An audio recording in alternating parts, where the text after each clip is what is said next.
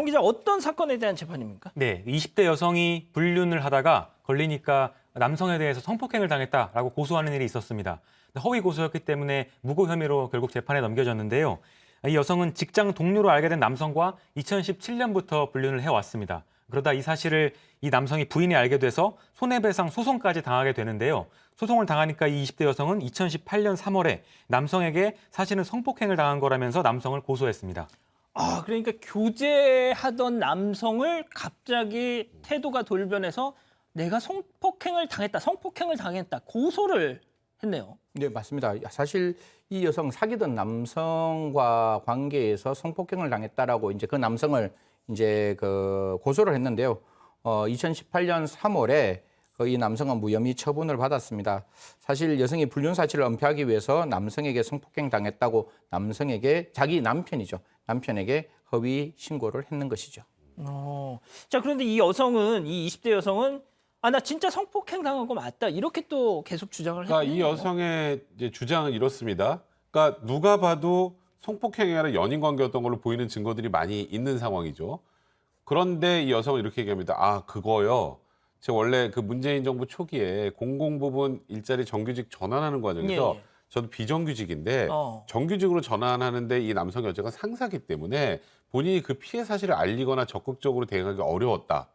이런 주장을 했고, 그래서 나는 전전긍긍 갈 수밖에 없었고, 그리고 이제 우리 그 얘기 많이 하잖아요. 피해자다움. 그렇습니다. 그러니까 성폭행의 피해자라면 다음날 신고를 해야 된다거나, 성폭행의 피해자라면 다음날 뭐 그 가해자랑 뭐 주변에 같이 있으면 안 된다거나, 뭐 이렇게 그렇죠. 우리가 일반적으로 생각하는 피해자면 이랬을 거야라고 생각하지 말아달라. 그러니까 나도 굉장히 정규직으로 고통의 시간을 참아왔는데 이게 화살이 돼서 돌아왔고 내가 일자리를 잃게 될 상황까지 됐다. 이건 피해자다움 그 과정에서 그런 관점으로만 이 사건을 바라보지 말아달라. 나는 성폭행을 당했다. 이렇게 주장을 했습니다. 자, 그럼 여기서요, 이번 재판의 체크포인트 짚어보죠. 자, 커플링도 맞췄다. 저런 게 이제 하나씩 나왔다는 거 아닙니까, 지금? 그렇습니다. 그렇게 여성은 지금 우리 얘기하는 강간으로 한번 본 것 같은데요. 실제적으로 검찰에 수사를 해보니까는 그 고소한 것도 그 남자의 여자, 와이프가 고소한 뒤에 했단 말이에요. 그리고 또 중요한 거는 카카오 대화록도 봤어요. 거기 둘 관계를. 또 그리고 커플링이 뭡니까? 둘이 연인이라는 관계 아닙니까? 예. 커플링을 만들어가지고 서로 교환도 했고요. 또 하나 보면은 이건 이해가 안 가는데 호텔에 들어가서 투숙을 했는데 영수증도 갖고 있었던 거예요. 영수증도 버리지 않습니까? 근데 그걸 갖고 있었어요. 그러니까 여러 가지를 보니까 성폭행을 당했다고 주장한 날 이후에도 둘이 여행 일자를 짰다. 그러면은 재판관이라든지 검사가 보기에도 실제적으로 이거는 성폭행이 아니고 여자가 묵을 한 것이다라고 봤기 때문에 여러 가지 증거상을 봤을 때 남자는 무혐의, 여성은 무고죄가 인정이 될 수 있는 상황이 된 거죠. 자, 그렇게 이제 검찰은 판단을 했습니다. 자, 재판부의 판단이 어떻게 나왔습니까? 네, 재판부도 이제 무고가 맞다고 판단을 했습니다. 그러니까 실제로 성폭행을 당한 게 아니라고 판단을 한 건데요. 재판부는 두 사람이 만난 횟수, 그리고 장소, 문자 등을 보면 이 사건 성관계는 합의에 따라 이루어진 거다. 그리고 그 무렵에 피고인도 상당한 호감을 갖고 만났다고 보는 게 타당하다고 판단을 했고요. 또 성폭행 당한 후에 피해 여성의 행동이라고 보기에는 선뜻 납득하기 어려운 행동들을 보였다. 이렇게 판단했습니다.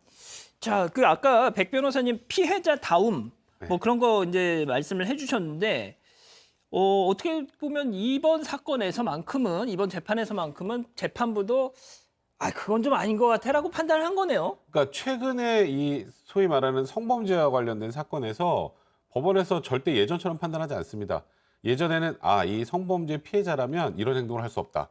성범죄 피해자가 뭐 성범죄가 있었다는 날 이후에 같이 식사하는 거 있을 수 없다. 이런 식으로만 판단해서 이제 유죄를 판단했다면 지금은 아니에요. 지금은 그렇더라도 성범죄의 가능성을 다 찾아봅니다. 근데 그렇게 아무리 찾아봐도 이게 보통은 이런 거죠. 직장 상사와 부하 관계에선 일적인 카톡을 계속한다. SNS를 한다. 그럴 수 있어요. 성범죄 이후에도. 일을 해야 되니까. 근데 그게 아니라 지금 우리 어디 여행 가지? 커플링을 맞추고? 이거는 피해자다움을 생각하지 않더라도 그냥 연인인 거예요. 재판부 바라봤을 때. 그래서 우리가 피해자다움이란 이 관점의 틀에 박혀서 판단한 게 아니고 아무리 그거를 생각을 한다고 하더라도 이건 그냥 연인이다. 이건 무고가 맞다고 판단한 겁니다. 자, 그런데 앞서 뭐 그렇게 피해자 측에서는 정규직 전환 문제 때문에 뭐가 됐든 이 남자가 나보다 상사기 때문에 내 신분이 바뀌기 위해서는 눈치를 볼 수밖에 없지 않느냐 뭐 이런 주장을 했었잖아요. 근데 사실 정규직 전환 퍼센테이지가 90%가 넘었다고 이야기를 하더라고요. 그러니까 사실 뭐 상삭이 잘 보이는 것이 아니라 자기가 갖고 있는 특정의 문제만 없으면 사실상 파지티브 전략이라 그러죠. 당연히 통과돼야 되는 어떤 위치였기 때문에 굳이 그 사람에게 생사 여탈권을 가지고 있다라고 볼 여지가 없다라는 게 첫 번째 이제 또 주장이었고, 두 번째는 이 고소 시기가 이제 문제, 성폭행으로 고소한 시기가 문제인데 그 남편의 피해 여성이 손해배상을 청구하자 그때서야 비로소 성폭력 고소를 했기 때문에 이런 점도 분명히 무고에 충분히 가능성이 있는 증거로 우리 법원은 판단했습니다. 백 변호사님, 이 남성 있잖아요. 그 상당히 큰 피해를 입었네요. 직장에서도 해임되고 사실 성폭행범으로 사람들한테 손가락질 받는 상황까지 된 거죠. 직장 못 다니죠. 그렇죠. 거기다가 아내는 불륜이라고 지금 손해배상까지 지금 이 여성에게 하는 그런 상황이어서 사실 굉장히 큰 피해를 입었음에도 불구하고 본인이 지금 나는 성폭행을 당했다라고 하면서 끝까지 혐의를 인정하지 않으니까 반성도 하지 않고 있다고 판단한 겁니다.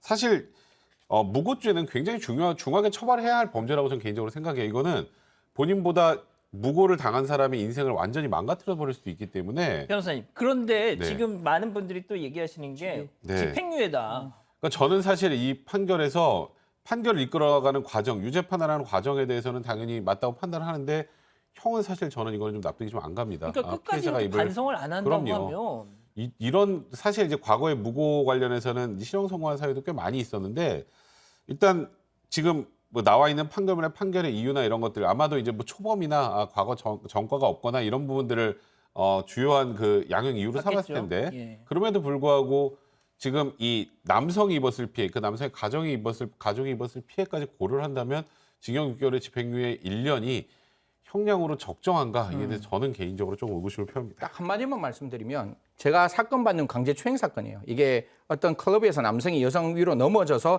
여성의 신체 일부분에 손을 댔는데 실수라고 말했음에도 불구하고 그 강제추행을 해서 실형 나왔거든요. 그럼 적어도 이 무고죄 정도의 이 정도 사건이면 적어도 성폭력 범죄에서 유죄 판결률 실형 나오는 것만큼 저 무고죄에서도 좀 실형에 적극적인 판단이 필요하지 않을까 생각합니다. 그렇군요. 알겠습니다. 첫 번째 재판이 이렇게 마무리하고요.